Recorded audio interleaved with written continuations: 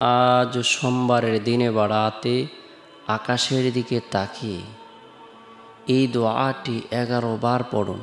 গায়েবী রিজিক আসবে, গুনাহ মাফ হবে, দোয়া কবুল হবে, আশা আকাঙ্ক্ষা পূরণ হবে। সোমবারের দিন অত্যন্ত বরকতপূর্ণ একটি দিন, ফজিলতপূর্ণ একটি দিন, মাহাত্ম্যপূর্ণ একটি দিন, তাৎপর্যপূর্ণ একটি দিন। সোমবারের দিনটি আল্লাহ তাআলার কাছে অনেক পছন্দনীয় একটি দিন। এই দিনে আল্লাহ তাআলা আসমানের সকল দরজা উন্মুক্ত করে দেন। এই দিনে বিশ্ববাসীর উপর আল্লাহ তাআলা বিশেষ নিয়ামত প্রদান করে থাকেন। আল্লাহ পাক রব্বুল আলামিন বরকতপূর্ণ এই দিনে সাইয়্যিদুল মুরসালিন, ইমামুল মুরসালিন, খাতামুন নবীন, রহমাতুল লিল আলামিন, আমাদের হৃদয়ের স্পন্দন, কলিজার টুকরা জনাবে মুহাম্মদুর রাসূলুল্লাহ সাল্লাল্লাহু আলাইহি সাল্লামকে পৃথিবীতে পাঠিয়েছেন। এই দিনটিকে স্বয়ং নবী করিম সাল্লাল্লাহু আলাইহি সাল্লাম গুরুত্ব দিতেন। আমরাও যদি এই দিনটিকে গুরুত্ব দিই, এই দিনে নফলে ইবাদত বন্দেগী করি, নফল নামাজ পড়ি, কোরআন তেলাওয়াত করি, জিকির আজগার করি, তাসবিহ তাহলিল পাঠ করি, রব্বুল আলামিনের দরবারে রুনাজারি করি,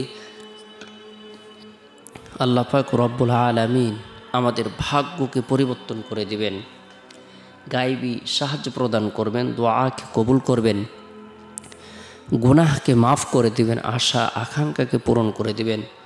বরকতপূর্ণ এই দিনে আমরা ফজরের নামাজ সম্পূর্ণ করার পর বিশেষ নিয়ামত লাভের উদ্দেশ্যে সূরা হাশরের শেষ 3টি আয়াত আমল করব। আউযু বিল্লাহিস সামিউল আলিম মিনাশ শাইতানির রাজিম, আউযু বিল্লাহিস সামিউল আলিম মিনাশ শাইতানির রাজিম।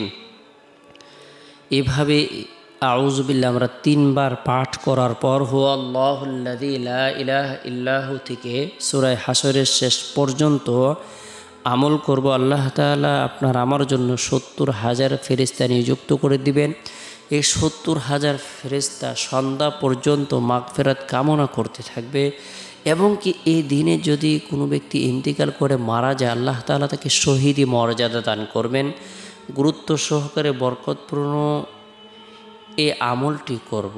এরপরে সোমবারের দিন জোহরের নামাজ সম্পূর্ণ করার পর গুরুত্ব সহকারে আল্লাহ তাআলার প্রতি ভরসা রেখে, বিশ্বাস রেখে গুনাহ মাফের উদ্দেশ্যে তওবার নিয়তে 11 বার ইস্তিগফারের আমল করব। আস্তাগফিরুল্লাহ রাব্বি মিন কুল্লি যামবি ওয়া আতুবু ইলাইহি, আস্তাগফিরুল্লাহ রাব্বি মিন কুল্লি যামবি ওয়া আতুবু ইলাইহি। এরপরে আমরা আকাশের দিকে তাকিয়ে বিনয়ের সাথে বরকতপূর্ণ এই দোয়াটি আমরা 11 বার আমল করব। রব্বানা আতিনা ফিদ দুনিয়া হাসানা ওয়া ফিল আখিরাতি হাসানা ওয়া কিনা আযাবান নার। হে আমাদের পালনকর্তা, তুমি দুনিয়াতেও আমাদেরকে কল্যাণ দান করো এবং আখিরাতেও কল্যাণ দান করো, এবং তুমি দোজকের আযাব থেকে আমাদেরকে রক্ষা করো। সূরা বাকারা আয়াত 201।